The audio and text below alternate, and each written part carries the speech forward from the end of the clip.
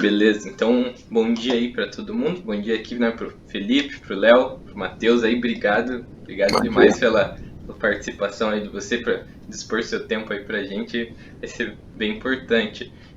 Nós somos calouros aí de controle e automação. Estamos no primeiro semestre e hoje a gente vai fazer uma entrevistinha aí com uma entrevistinha não, né? Porque o cara é Curta em bom. A tempo, gente uma entrevistinha. isso que eu quis dizer. Com o Matheus Sperbi, que se formou aí na UFSC em 2017. Hoje está trabalhando como engenheiro de software aí na LexisNexis, né? E vai poder falar um pouquinho para a gente aí da trajetória acadêmica, um pouco depois da graduação. E aí, Matheus, tudo bem? Tudo bem, eu agradeço pelo convite. É um prazer e também uma responsabilidade estar aqui falando com vocês, né? Alguns anos depois, não tantos, de me formar. Parabenizo aí pela iniciativa dos professores, do Grupo Alumni. Agradeço a disponibilidade e espero retribuir de alguma forma, ainda que singela, o que foi transmitido para mim aí ao longo do curso através desse nosso bate-papo. Com certeza, com certeza. Então eu já vou começando aqui fazendo a nossa primeira pergunta, que antes ou no momento da sua entrada na UFSC, você já tinha um plano de carreira em mente? E se você tinha, né, esse plano se concretizou hoje em dia? Essa é uma excelente pergunta para a gente começar falando, né? No último domingo, dia 8 de agosto, era o Dia dos Pais, um ex-colega da graduação, amigo, né? Entre, entre grupos de WhatsApp, compartilhou que fazia 10 anos que nós havíamos começado, né? Que nós estávamos aí praticamente no mesmo estágio que vocês estão hoje. Vocês estão um pouquinho mais para o fim do primeiro semestre, né? Mas há 10 anos atrás nós estávamos no nosso primeiro dia de aula. E eu me perguntei algo parecido, né? Me perguntei se eu imaginava, será que eu imaginava 10 anos atrás tudo que teria acontecido? E, e eu digo que eu não imaginava, mas que muitas coisas boas aconteceram, com certeza. É uma excelente pergunta e a resposta é não, eu não tinha um plano, mas eu tinha algumas vontades e muitas delas aconteceram, né? Como, por exemplo, estagiar, participar de empresa júnior, empreender, morar fora, trabalhar numa grande empresa, não necessariamente nessa ordem, a gente pode falar um pouquinho mais sobre isso. E apesar de não ter um plano, muitas das vontades foram concretizadas e, indubitavelmente, a decisão de ter estudado na UFSC foi imprescindível para que tudo isso acontecesse e tivesse acontecido tão bem, né? Não é regra, mas muitos de nós começam a graduação ainda muito jovens, né? E devido à pouca idade é natural, é esperado que nós não tenhamos planos claros para as nossas carreiras. Comigo não foi diferente, tudo bem. É importante entender também que nossa personalidade, nossa maturidade vai mudando ao longo do tempo e aproveitar esse período tão enriquecedor da graduação para observar as coisas que nós gostamos de fazer, nos questionar no que nós somos bons, no que nós podemos nos tornar melhores e se aliar às pessoas certas, conversar com as pessoas certas. Vocês têm um ecossistema muito grande de professores com muita experiência, de colegas mais velhos que já estão no mercado, de atividades extracurriculares. Agora, com a iniciativa do Alumni também, é muito legal ter esse contato enriquecedor com o pessoal egresso do curso. É algo que não tinha na minha época e que poderia ter ajudado, então aproveitem bastante. E tem tudo para dar certo, acreditem aí no processo e na jornada. Eu me sinto representado mesmo pelo que você falou, porque é difícil, né, a gente entrar agora novo e saber, mas acho que a gente ainda vai viver muita coisa, né? Assim como você falou, e acho que devagar a gente vai formando, né, essa ideia. Sim. E eu vou já perguntar, assim, seguindo uma linha cronológica, quais foram as suas principais dificuldades, assim, no período da graduação? Se você quiser comentar um pouquinho aí de alguma em específico, pode? Sim. Bom, com certeza os desafios que vocês têm encontrado são um pouco diferentes dos que eu encontrei no início da minha graduação, lá anos atrás, por conta aí da conjuntura toda da sociedade, né? em função de pandemia, necessidade de estudar de casa, no mesmo ambiente, tem alguns desafios a mais. Mas espero não dar spoiler, mas já dando, tem um desafio que provavelmente vocês vão sentir, que é que o nosso curso ele não é nem um pouco trivial, né? É um curso, sim, difícil, é um curso bastante fundamentalista, no sentido mais profundo da palavra mesmo, é um curso difícil, pesado, pelo fato de ter uma boa carga horária, pelo fato de ter excelentes professores que cobram bastante, ter disciplinas muito bem estruturadas, aí, testadas ao longo de muitos anos, pelo nível de exigência ser muito alto, e precisa ser muito alto, é importante que seja assim para a qualidade do curso.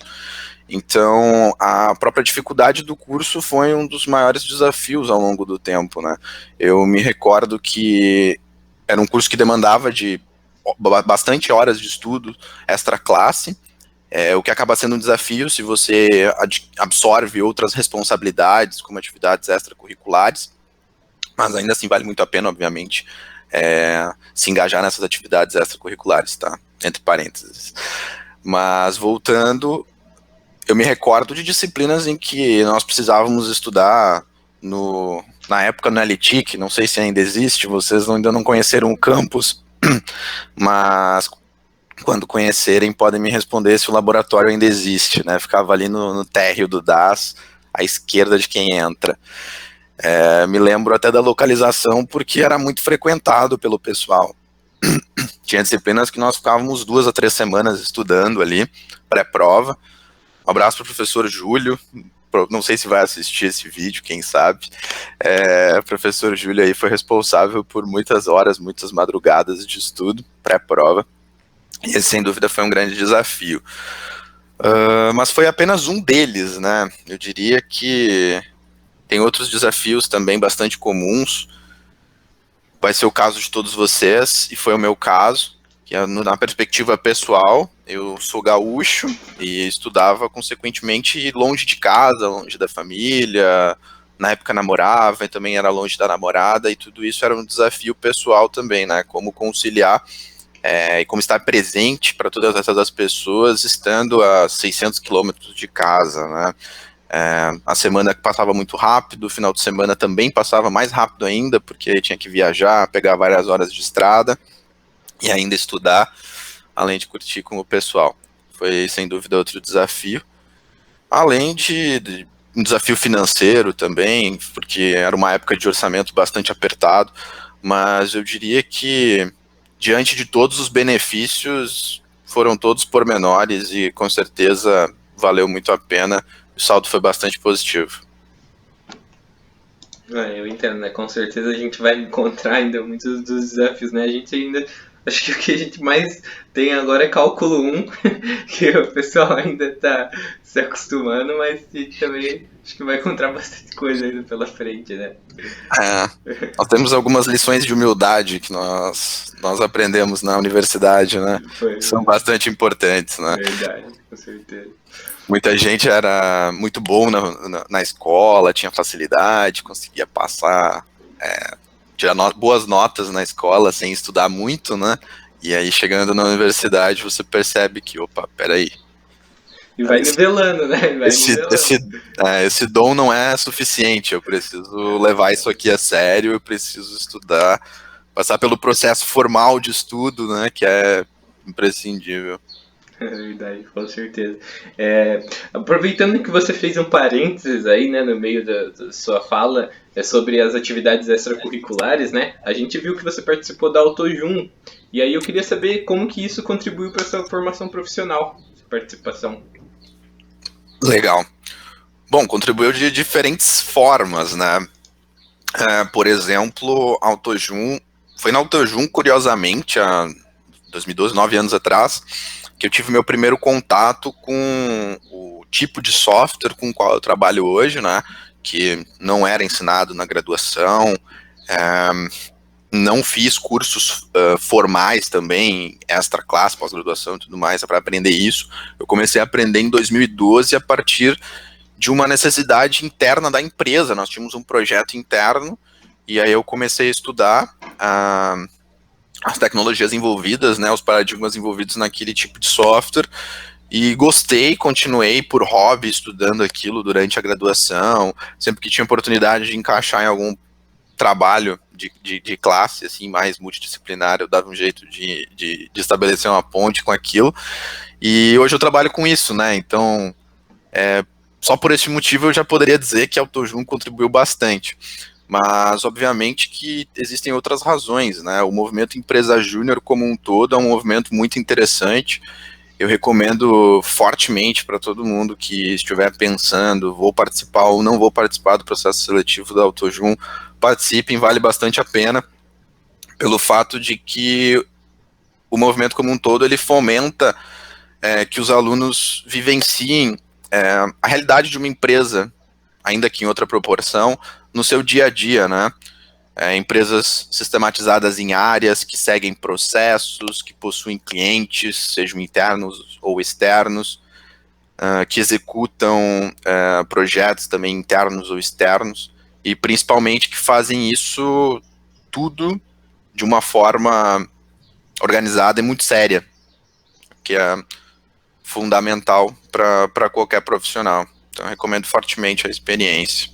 A AutoJun, assim como outras atividades extracurriculares, vai com certeza ensinar lições que não são absorvidas tão facilmente dentro da sala de aula. Obrigado pelas respostas, acho que vou passar para mim agora. Meu nome é Felipe e a minha primeira pergunta é: dos conhecimentos que você usa hoje, qual é a parte deles que vem da faculdade, do mercado, da dedicação pessoal ou até mesmo das empresas júnior que tu participou? Entendi, legal. Essa é uma ótima pergunta.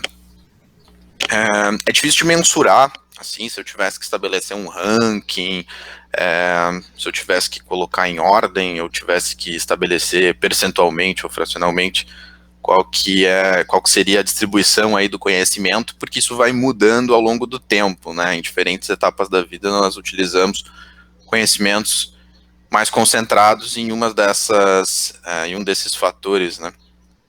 Mas eu mencionaria num primeiro momento que a dedicação pessoal é um fator imprescindível em qualquer coisa que você for fazer na sua vida, né? E ela precisa ser combinada com os outros fatores para que eles façam sentido, tá? Então, começando pela educação formal, né? Aquela educação tradicional em que você até pouco tempo ia para uma sala de aula, hoje em dia você não precisa mais, né? Vocês estão vivendo isso, para passar por algumas comprovações, provas, trabalhos, até conseguir um diploma.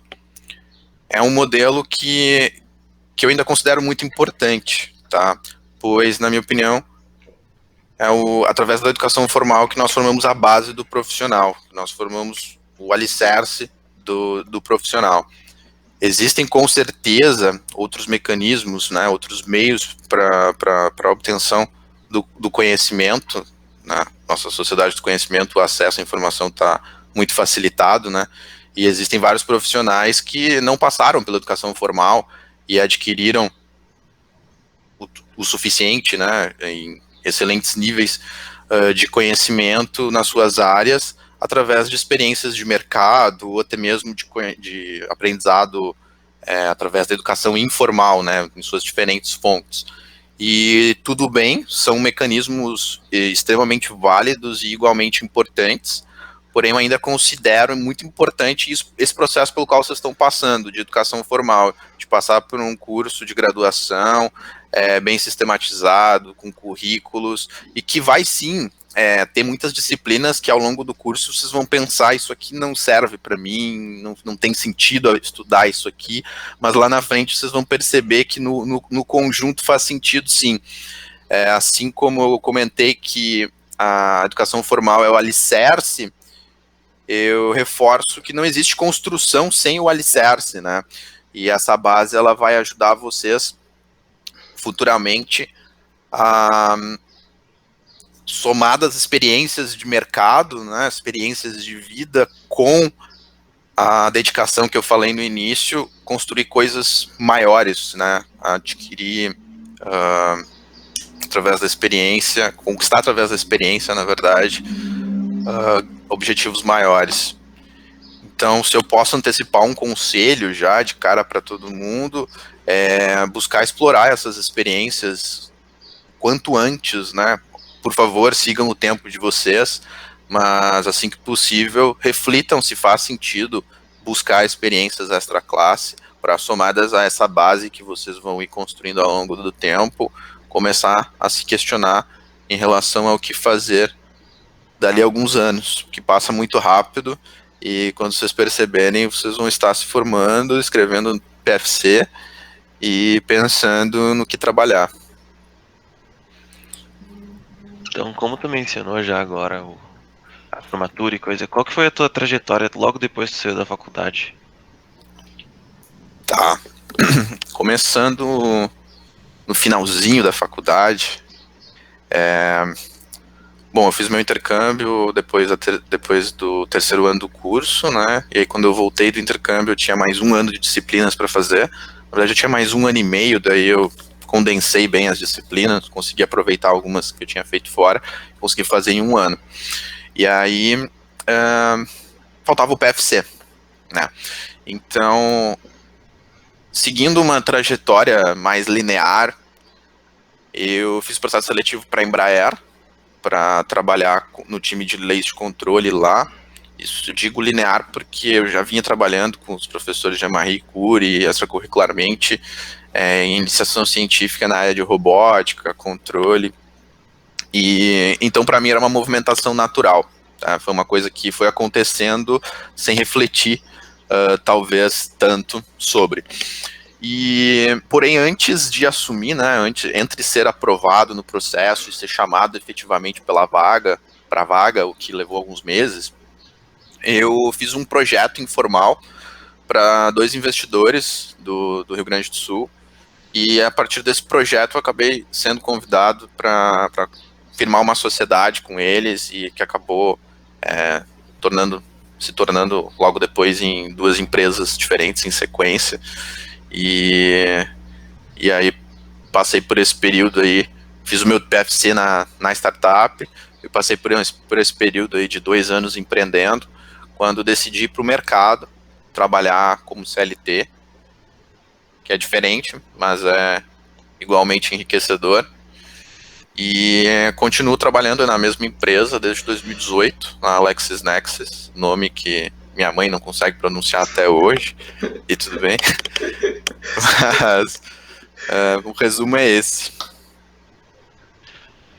Como tu já mencionou a empresa que tu participou, eu queria saber como é que foi a experiência na criação de uma empresa própria, e se essa empresa ela teve alguma relação com os conteúdos que tu foi ensinado na UFSC. Tá. Bom, vou contar um pouquinho mais detalhadamente sobre isso, então. Como eu falei, a Tools, né, o nome dessa empresa, ela surgiu através de um projeto feito em parceria com alguns investidores. E então, em agosto de 2016, eu fiz um projeto, na época informal para eles, um projeto curto, foi menos de um mês, não lembro quantas semanas exatamente. E basicamente esses 2 investidores, eles tinham outros negócios também, e eles observaram que o varejo online, ele tinha uma facilidade de observar o comportamento dos clientes que o varejo tradicional, digamos assim, aquele varejo de lojas físicas, não tinha. Então, enquanto que no varejo online você conseguia, através do seu e-commerce, por exemplo, observar como que os clientes estavam interagindo com a sua loja, quando que eles estavam acessando, quando eles estavam acessando e comprando, quando eles estavam acessando e saindo sem comprar nada, quando estavam deixando as coisas no carrinho, essas coisas todas. Era muito normal, né, observar tudo isso no varejo online por conta das ferramentas aí de analytics e de tracking que são bastante comuns. Porém, no varejo tradicional era difícil você fazer isso, né? E então eles observaram que lá fora, em outros mercados um pouco mais desenvolvidos que o nosso, nesse sentido, existiam soluções tecnológicas que ajudavam a observar justamente esse tipo de métrica, né, de como que os clientes que entravam ali nas lojas estavam se comportando. E naquela época ia se tornar muito caro e inviável trazer essa tecnologia de fora para implementar aqui. Também se tornaria inviável revender tecnologia em dólar ou em euro aqui no nosso mercado em real. Então eles pensaram, vamos fazer um protótipo, né? Vamos construir um produto e quem sabe explorar aqui no mercado nacional. Mas eles tinham essa ideia formatada e não tinham o braço de desenvolvimento, né? Não tinham a cabeça de tecnologia para construir isso. E aí foi aí que eu entrei informalmente fazendo um projeto de um hardware, utilizando hardware livre, né? De um dispositivo que utilizava visão computacional para identificar quando que os clientes entravam nas lojas, em que horário isso acontecia, para poder cruzar com o PDV das lojas e observar as taxas de conversão aí ao longo do tempo e ajudar os gestores nas decisões do dia a dia dos seus negócios. E deu muito certo o nosso MVP, digamos assim. Acabei sendo convidado para a gente fazer uma empresa e transformar aquilo num produto de verdade. Consequentemente, tive que aprender muita coisa nova. Não era nem formado ainda, né? Eu fiz o meu TFC ao longo do primeiro ano na empresa e não tinha tido uma experiência de mercado de verdade, né? Tendo contato com clientes de verdade, muito menos sustentando um software que não era para um trabalho de escola, não era para uma iniciação científica, era um software que ia ser testado por um cliente real, que ia dar feedback, que ia gostar de algumas coisas, que não ia gostar de outras, e que eu ia ter que responder a isso sem a vaidade de dizer, é o meu software, não vou mexer, vou ter que mudar e fazer de um jeito bem diferente do que eu tinha pensado. Então, são desafios muito, muito interessantes e muito importantes, né? Recomendo a todos que tenham a oportunidade de passar por isso, tenham coragem de fazer, não existe hora certa de tentar empreender. Muita gente pensa, só faz sentido empreender depois que eu já tenho experiência, mas por outro lado eu digo que valeu sim a pena empreender quando eu não tinha experiência, porque isso me ajudou depois quando eu fui para o mercado. Então não existe certo e errado, existe coragem para assumir um determinado risco em um dado momento. Você precisa assumir um risco de forma consciente, de forma controlada, sabendo até onde você pode ir, sabendo quais são os seus trade-offs, sabendo qual que é o seu custo de oportunidade, isso é muito importante, mas de qualquer forma, abracem as oportunidades que fizerem sentido aí para vocês ao longo do tempo. E de um ponto de vista tecnológico, assim, foi muito legal para mim, porque eu vinha numa linha de trabalhar com robótica, trabalhava com hardware e software, e percebi ali na startup que eu gostava muito, muito, muito de software, sabe? A parcela software era mais importante para mim, era o que me brilhava o olho. Tanto que hoje eu trabalho com isso e sou realizado nessa escolha. Então, por esse motivo também foi bastante importante. Eu diria que a Tools ela não teve uma relação direta com o conhecimento ensinado na UFSC, mas indiretamente toda a bagagem do curso foi obviamente imprescindível para que eu soubesse executar tudo o que foi executado no tempo curto que foi executado, principalmente por ter a malandragem no bom sentido de buscar o conhecimento que eu não tinha, né? Assim como na graduação, parte do conteúdo é ensinado em sala de aula, e outra parte, tão importante quanto você precisa buscar por conta própria, quando você empreende, isso também acontece. Então, não preciso nem dizer que a experiência foi muito enriquecedora, arrisco dizer que foi o período que eu aprendi mais coisas num menor período de tempo, e a responsabilidade era grande, consequentemente o aprendizado também foi. Ali você comentou a questão um pouco da experiência que você teve da UFSC. Você acha que o engenheiro de controle e automação formado na UFSC está pronto para o mercado de trabalho ou acha que tem que complementar alguma coisa além do conteúdo da universidade? Excelente pergunta. Sem sombra de dúvida, sim. São profissionais extremamente bem preparados, tá?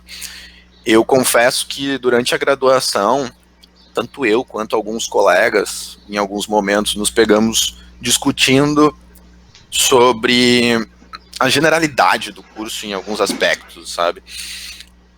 E na época eu confesso que nós víamos aquilo como uma fragilidade do nosso curso, né?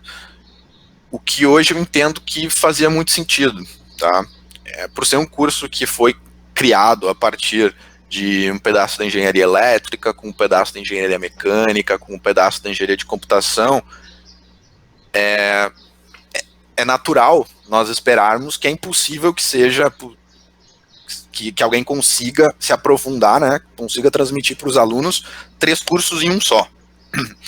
Então, era humanamente impossível se aprofundar nessas 3 áreas do conhecimento no nível de profundidade que na época nós pensávamos que era necessário. Porém, depois de um tempo, eu percebi que, na verdade, essa não era uma fraqueza do nosso curso, mas sim uma grande força do nosso curso. Porque, por conta dessa multidisciplinaridade, hoje eu vejo profissionais de controle e automação trabalhando com coisas muito diferentes ao redor do mundo inteiro e sendo muito bem sucedidos nas suas escolhas e nas suas carreiras, porque eles conseguem, entre outros motivos, falar a língua de todos esses profissionais quando é necessário. Quando necessário, eles sabem por onde começar a buscar o conhecimento extra se eles precisam se especializar. E especialmente quando você tem problemas complexos para resolver, que misturam diferentes áreas, ter passado por uma experiência que já lá em faculdade te faz resolver problemas com um pouquinho de cada área é muito legal, é muito importante. Então, sim, tenho certeza que essa multidisciplinaridade explica o porquê dos profissionais de controle de automação fazerem tantas coisas legais por aí, e digo que sim, nós estamos preparados para o mercado. De todo modo, eu retomo o que nós falamos há algumas perguntas atrás, a respeito da dedicação pessoal, que é imprescindível para sucesso em qualquer coisa que nós venhamos a fazer na nossa vida. E sim, vocês vão ter que estudar muita coisa por conta própria para aprofundar nas áreas que vocês tiverem mais interesse. Então, utilizem essa generalidade do curso, essa multidisciplinaridade do curso como algo positivo, e sempre que vocês identificarem oportunidade de se desenvolver e se aprofundar em uma área específica, que pode ser demandada por um emprego específico, por um projeto acadêmico, qualquer coisa na vida de vocês, aí sim vocês podem ir atrás do conhecimento mais aprofundado. Só fazendo um breve comentário, desculpa cortar o Léo aí, eu acho muito legal, quando eu conversava no ensino técnico, né, conversava com meus professores, eles sempre assim, ficavam com o pé atrás, assim, né, falar que ia fazer engenharia de controle de automação por conta de atribuições e tal, né, que sempre a elétrica, às vezes tem mais, assim, do que você, e aí você corta na metade, aí eles falam, faz engenharia elétrica e depois você se especializa em alguma coisa que você gosta, mas, pô, é muito, muito bom ouvir isso de você, que na verdade isso não é um ponto negativo, né, e sim deve ser levado como um ponto positivo, né, essa multidisciplinaridade, como você falou. Sim. Pois é, mudando um pouquinho do assunto, alguma vez você chegou a fazer intercâmbio ou trabalhar fora do país? Como que foi como que surgiu essa oportunidade? Sim. Eu fiz um intercâmbio de 1 ano nos Estados Unidos, sendo 9 meses de graduação sanduíche na Universidade do Novo México. Fica em Albuquerque. Quem assistiu Breaking Bad vai saber onde fica. E 3 meses de estágio na Near Earth Autonomy em Pittsburgh, na Pensilvânia. A Universidade do Novo México fica, quem diria, no estado do Novo México, que é perto do México também, quem diria. E esse intercâmbio ele foi viabilizado na época por um programa bastante legal, que não existe mais, que se chamou Ciências Sem Fronteiras. Foi uma iniciativa da CAPES com o governo nacional, que, salvo engano, durou uns 5 anos. Conheço bastante gente que teve a oportunidade de estudar fora nessa época por conta do intercâmbio. E, salvo engano, também foi cerca de coisa de 100 mil alunos, entre graduação e pós-graduação, que foram contemplados com as bolsas e puderam estudar em dezenas de países diferentes. Foi bastante divulgado na época, muita gente conseguiu as bolsas em função da alta disponibilidade, mas cada país tinha o seu próprio processo de seleção, né? Eu posso falar sobre o processo dos Estados Unidos, que era bem parecido com o processo usual de ingresso na universidade de lá.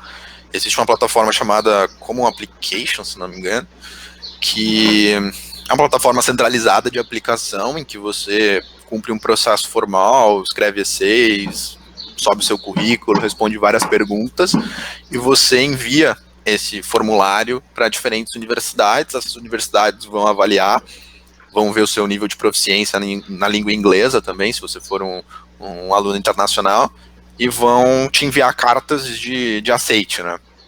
E aí, mediante essa carta de aceite, tinha um outro processo mais burocrático também para obtenção de bolsa junto à CAPES, você conseguia viabilizar um intercâmbio. Você perguntou sobre estágio também. A oportunidade de estágio está intimamente relacionada com a UFSC, né? Porque na época eu queria estagiar no Instituto de Robótica da Carnegie Mellon, a universidade que na época era número 1 em robótica nos Estados Unidos, consequentemente, provavelmente no mundo também. E eu descobri que tinha um professor lá, com um projeto bastante interessante, nesse Instituto de Robótica, que tinha estudado com o professor Cury, na época do pós-doutorado, doutorado. Cury estudou lá na Carnegie alguns anos atrás. E eu entrei em contato com o professor Cury, pedi para ele me introduzir para esse professor lá dos Estados Unidos, e trocando ideia com esse professor lá, eu descobri que ele não era mais professor do departamento, ele estava afastado. E, para minha sorte, ele estava afastado porque ele tinha aberto uma empresa, uma startup, junto com alguns outros também professores da Carnegie, de automação de veículos aéreos. E aí ele me convidou para fazer o processo seletivo da empresa dele, em vez de trabalhar no laboratório. Eu pensei, nossa, faz sentido, vamos lá. Então eu fiz o processo, passei e trabalhei lá no estágio de verão. Foi um pouquinho menos de 3 meses, foram acho que 10 semanas. Mas foi muito legal, porque também lá eu comecei, acho que na verdade lá eu comecei a perceber que eu gostava bastante de software, porque eu havia sido selecionado inicialmente para trabalhar num projeto de controle multirobôs, mais próximo do que eu vinha fazendo na graduação, o que eu tinha estudado na graduação, mas eu fui selecionado, digamos que em abril, março, não me lembro, e eu ia começar fim de maio o estágio, alguma coisa do tipo. E nesse meio tempo eles tiveram que começar esse projeto às pressas, e quando eu cheguei o projeto já estava andando. E eles tinham uma demanda nova do zero que precisava começar, que era de software. E aí eu fui realocado para esse projeto novo de software, que não tinha sido o projeto que inicialmente tinham me apresentado e tudo mais. Então foi bem diferente, mas foi bem legal. Eu lembro que eu tinha alguns medos, né, porque era uma empresa que lidava com um nível de tecnologia que eu confesso que eu não sabia que existia, né. A empresa fazia automação de veículo aéreo, automatizava drone, automatizava helicóptero que voava autonomamente no meio da cidade de Pittsburgh. E eu ficava, meu Deus, eu vou fazer um software para contribuir para isso? Caramba, será que eu sou capaz? Mas depois de um tempo vocês vão perceber que sim, vocês são capazes, que a formação que vocês têm aí na Federal é sim de alto nível, e vocês não devem nada a nenhum profissional aí ao redor do mundo. Pois é, e atualmente você está trabalhando na Lexis. Como que começou a tua história lá? Como que tu começou? Essa também é uma excelente pergunta, e a resposta ela pode ser um pouco longa, né? Vamos procurar sintetizar, tá? Quando eu comecei na startup, lá em agosto de 2016, eu procurei conduzir as coisas de uma forma bem sistemática. Eu sabia que eu não receberia salário por um tempo na startup, é normal, isso acontece com, acredito que quase todos os cofundadores, era parte do trato, né? E eu tinha um custo de vida, era um custo baixo, mas era um custo não nulo para me manter. Eu também tinha uma quantidade limitada de dinheiro guardada, e era fácil saber por quantos meses ou quantos anos eu conseguia bancar o meu custo de vida com aquela quantia que eu tinha guardada sem receber um salário. Então eu enxuguei o meu orçamento, né? Voltei a morar com os meus pais para não gastar com aluguel, né? E conseguir fazer aquele dinheiro trabalhar para mim por mais tempo. Mas eu sabia que a empresa precisava vingar em um determinado período de tempo, tá? Isso foi muito importante, tá? Depois de um tempo, mais ou menos um ano, eu me formei, isso foi em agosto de 2016, eu me formei em agosto de 2017, mais um fator entrou nessa equação, né? Porque eu passei a ter também o meu custo de oportunidade.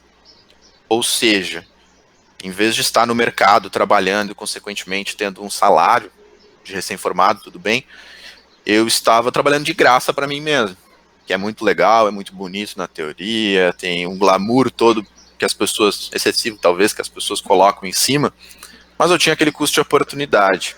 Consequentemente, isso tudo influenciava nas metas que eu tinha para a nossa empresa. Assim como eu enxergava a startup como investimento, também esperava um ROI, né? A gente espera um retorno do investimento em qualquer investimento que a gente faz na vida. E comigo não foi diferente.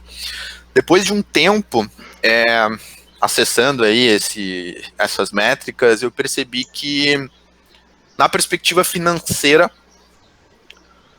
o negócio não estava valendo a pena como eu esperava, tá? E vale ressaltar que a perspectiva financeira era somente uma das perspectivas, mas era sim uma perspectiva muito válida na época.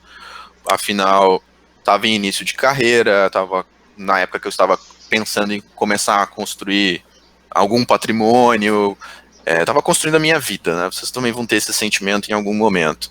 Então a perspectiva financeira era muito importante, hoje continua sendo importante. E num dado momento eu percebi, opa, talvez isso aqui não esteja se pagando como eu gostaria, né? Nas outras perspectivas, comecei a refletir e percebi que na perspectiva pessoal e na perspectiva profissional também havia espaço para crescimento, espaço para aprendizagem, especialmente através da troca com outros profissionais, né? Eu trabalhava muito sozinho, era só eu em tecnologia na startup, né? Então, o time de tecnologia era o Matheus, né? Então o Matheus dava suporte ao cliente, o Matheus cuidava da infra, o Matheus desenvolvia, o Matheus fazia praticamente tudo no que compete à tecnologia, enquanto os meus sócios cuidavam de outras áreas. E aí eu percebi, opa, peraí, eu consigo aprender mais no mercado tendo contato com outros profissionais de alto nível. Então, peraí, vamos colocar na balança, parece que faz sentido eu buscar uma experiência de mercado. E tudo bem, né? Abrir mão da startup também tinha um custo, eu precisaria refletir se valia a pena, né? Mas depois de um tempo ficou claro para mim que valia a pena, e hoje eu vejo que foi uma boa escolha, foi uma escolha adequada e aconteceu no momento certo. Então na época eu conversei com os meus 2 sócios, nós entramos num acordo, eles absorveram as minhas cotas na empresa, eu tinha dois sócios, ambos eram investidores, né, empresários, e tinham outros negócios também. A Tools não era o plano A para os outros 2, era só para mim, né? Então foi tranquilo a nossa negociação, foi tranquila a nossa conversa. E um desses colegas, ele tinha dentro dos outros negócios uma agência de publicidade. Então na época fez muito sentido para ele trazer a operação da Tools para dentro da operação da agência dele, porque ele começou a utilizar a nossa tecnologia para mensurar o resultado das campanhas que a agência dele fazia nos clientes que eram varejistas, sabe? Então acabou sendo um good deal para todo mundo. E aí teve um processo de cogestão, em que nós nos preocupamos em transferir aquele conhecimento de tecnologia que estava muito concentrado em mim, estabelecendo processos, automatizando o máximo de coisas que era possível na época, para que a equipe dele conseguisse tocar sem mais o Matheus estar presente, né? E deu certo, felizmente, e também graças a esforço e preparo, né? Nesse meio tempo aí que eu estava refletindo sobre essa possibilidade de ir para o mercado, eu fiz o processo seletivo da LexisNexis e fui aprovado para integrar o time web, né, no qual hoje eu desempenho a liderança técnica. A LexisNexis, para quem não conhece, é uma empresa americana bastante tradicional, tem cerca de 50 anos de história, e eu faço parte da divisão de Risk Solutions. É uma empresa bastante grande, com diferentes verticais. Trabalho na vertical de Risk Solutions, então, ao fim do dia, o nosso trabalho está relacionado a assessment de risco em alguma medida, né? Os produtos e os serviços são relacionados à mensuração de risco em alguma medida. E o meu time faz as aplicações web, internas ou externas, que estão envolvidas aí nesse cenário. Uma curiosidade legal é que eu conheci a LexisNexis através de um colega da UFSC também, que estagiou na LexisNexis dos Estados Unidos em 2015. Ele foi para o Ciências Sem Fronteiras na mesma época que eu. É um amigo pessoal até hoje, colega de trabalho. E ele gostou muito de trabalhar na LexisNexis lá nos Estados Unidos, no Summer Job. Voltou para o Brasil, continuou estagiando para o pessoal lá de fora, estabeleceu um bom relacionamento. E quando ele se formou também em 2017, ele foi efetivado. E aí isso coincidiu com a época em que a LexisNexis estava abrindo o escritório aqui no Brasil. A operação no Brasil é bem recente, começou em 2017. Ele foi contratado, começou o projeto. E aí quando eu conversei com ele lá em 2018, falei sobre estar aberto ao mercado, ele me convidou para conhecer um pouco mais sobre a empresa, participei do processo seletivo, entrei, deu tudo certo. E sigo lá até hoje, construindo algumas das coisas legais aí que a LexisNexis já fez no mercado. Não é um nome que vocês escutam falar aí pela mídia, mas muita coisa legal que grandes empresas, que eu não posso citar nomes, utilizam para mensurar riscos de fraude, de crédito, de diferentes tipos, utilizam under the hood ali tecnologia LexisNexis, e tem um pouquinho do dedo do Matheus nisso. Agora, já indo mais assim, pro final, tem alguma dica que você daria para alguém que quer seguir mais ou menos na mesma área que você seguiu? Bom, independentemente da área, eu reforço a necessidade que nós falamos em alguns momentos já hoje, de se dedicar muito a tudo aquilo que foi feito, né? Isso é imprescindível.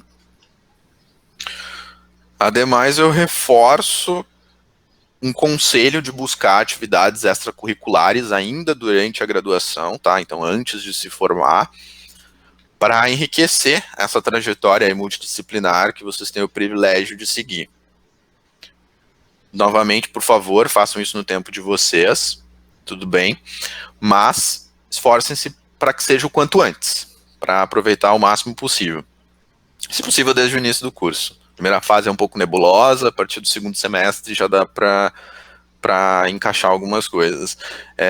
Existem semestres que são mais pesados, mas conversando com o pessoal mais antigo do curso, vocês já conseguem antecipar isso e se planejar desde cedo para pensar em que momento aí da trajetória de vocês faz sentido encaixar algumas horas extras. Voltando à primeira pergunta sobre um plano de carreira, como eu disse, eu não tinha um plano, mas eu tinha algumas vontades, muitas delas aconteceram, e eu pivotei, digamos assim, o meu plano algumas vezes durante a minha trajetória. E esse é um movimento muito legal, tudo bem que ele aconteça, não é errado mudar de ideia, que bom que nós podemos mudar de ideia. E eu recomendo que todo mundo se questione como eu também comentei um tempo atrás, sobre o que brilha, o que faz brilhar o olho de vocês, no que vocês são bons. Procurem as pessoas certas para auxiliar vocês, para orientar vocês. Vocês têm uma comunidade alumni agora que está aí disposta a ajudar. Eu me coloco de antemão à disposição para ajudar quem quiser conversar.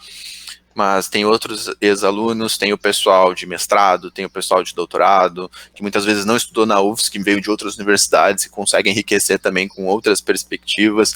Tem oportunidades nos grupos de PET, tem oportunidade nas equipes de competição, tem oportunidade nas empresas júnior.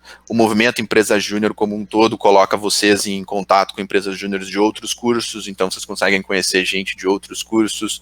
Existem vários mecanismos.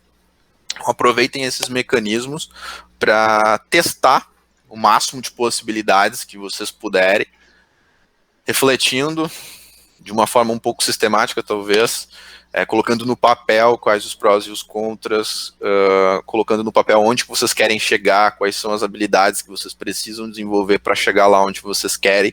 Dentre as opções, as muitas opções que vocês têm, quais das opções tendem a entregar esses requisitos para que vocês cheguem no objetivo. Não é feio pedir ajuda, peçam ajuda sempre que necessário, e tem tudo para dar certo. Na minha área especificamente, não aprendi assim nada diretamente na universidade, mas indiretamente toda a bagagem foi fundamental, sem sombra de dúvida. Existem processos formais para você buscar o conhecimento, mas também existem vários processos informais. Eu posso aconselhar sem problemas quem me procurar e quiser seguir uma trajetória mais parecida com a minha. Fico de antemão aí disponível para bater um papo com quem quiser me acessar. E agradeço também novamente aí pelo nosso papo. Foi um prazer. Continuo à disposição, caso tenham mais perguntas. Comentaram que é a última, mas fico à disposição. A gente que agradece pela oportunidade, sim, por poder ceder o tempo para a gente, para fazer essa entrevista. Obrigado aí, Matheus.